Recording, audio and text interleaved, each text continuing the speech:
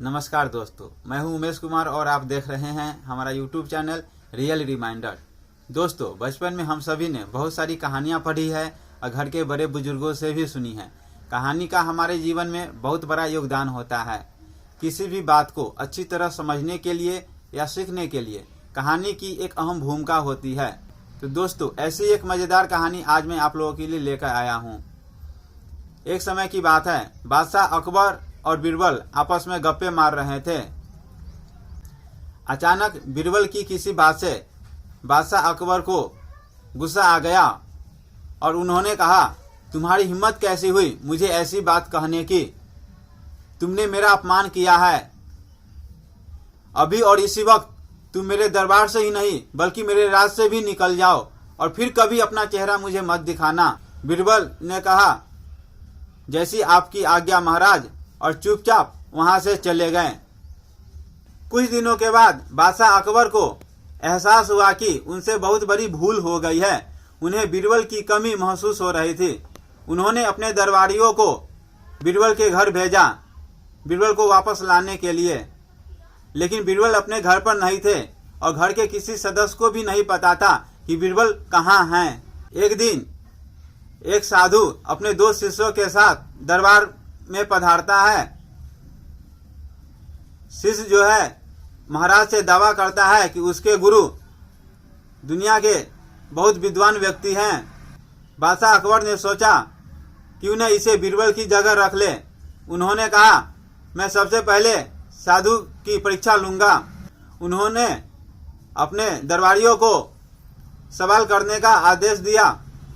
एक दरबारी ने सवाल किया, इस संसार में सबसे श्रेष्ठ क्या है? साधु ने जवाब दिया, ज्ञान। दूसरे दरबारी ने सवाल किया, इस संसार में सबसे गहरा क्या है? एक स्त्री का हृदय। साधु ने जवाब दिया। तीसरे दरबारी ने सवाल किया, ऐसा क्या है जिसे खोने के बाद पाया नहीं जा सकता है? साधु ने जवाब दिया, जीवन। चौथे दरबारी ने सवाल किया, रात को सुनाई देने वाला मधुर स्वर क्या है? साधु ने जवाब दिया, भगवान से की गई प्रार्थना का स्वर। पांचवें दरबारी ने सवाल किया, ऐसा क्या है जो पवन से भी तेज चलता है? साधु ने जवाब दिया, इंसान की सोच। छठे दरबारी ने सवाल किया, इस धरती पर सबसे मीठा क्या है? साधु ने जवाब दिया, एक बालक की मुस्कान। इस तरह से दरबारी एक एक करके सवाल करते गए और साधु उनका जवाब देते गया। दरबार में उपस्थित सभी लोग साधु की वाहवाह करने लगे। फिर महाराज ने सोचा कि हमें कठिन प्रश्न करने चाहिए। उन्होंने साधु से पूछा, किसी राज को चलाने के लिए कौन सा गुण होना चाहिए? साधु ने जवाब दिया, चतुराई। फिर बादशाह अकबर ने दूसरा सवाल किया, एक राजा का सबसे बड़ा शत्रु क्या है? साधु ने जवाब दिया, उसका स्वार्थ। फिर बादशाह अकबर ने कहा, क्या तुम मुझे कोई करिश्मा दिखा सकते हो? साधु ने कहा, जी महाराज, आप जिस व्यक्ति से मिलना चाहते हैं मैं उस व्यक्ति से आपको मिला सकता हूँ। उन्होंने कहा, मुझे अपने बीरबल की बहुत याद आ रही है, क्या तुम मुझे उससे मिलवा सकते हो? साधु ने कहा, जी महाराज। और इतना कहकर उसने अपने चेहरे से नकली दाढ़ी और मूंछ हटा दिया। दरबार में उपस्थित सब देखकर आश्चर्यचकित हो गए। वह साधु कोई और नहीं बल्कि बीरबल ही थे, जो साधु का वेश बनाए हुए थे।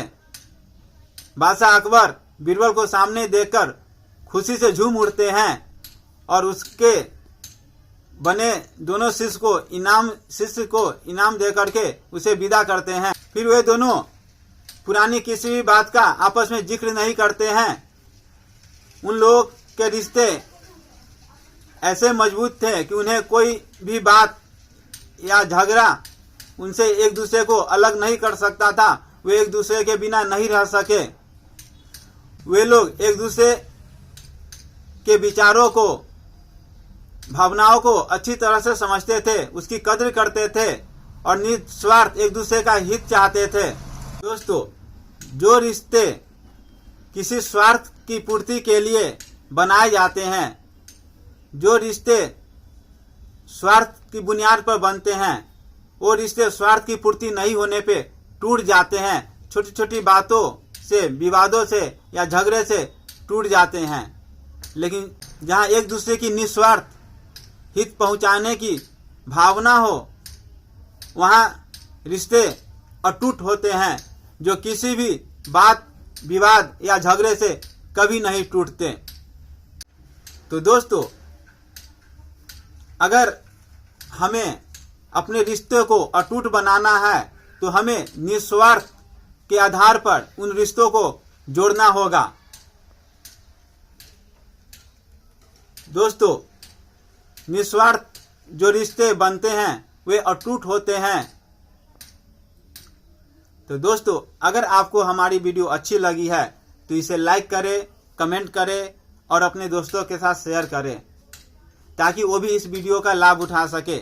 और अगर अभी तक आपने हमारे चैनल को सब्सक्राइब नहीं किया है तो इसे सब्सक्राइब कर लें और बेल आइकन को दबाकर ऑल कर दें, ताकि नए वीडियो का नोटिफिकेशन आपको मिलता रहे। धन्यवाद।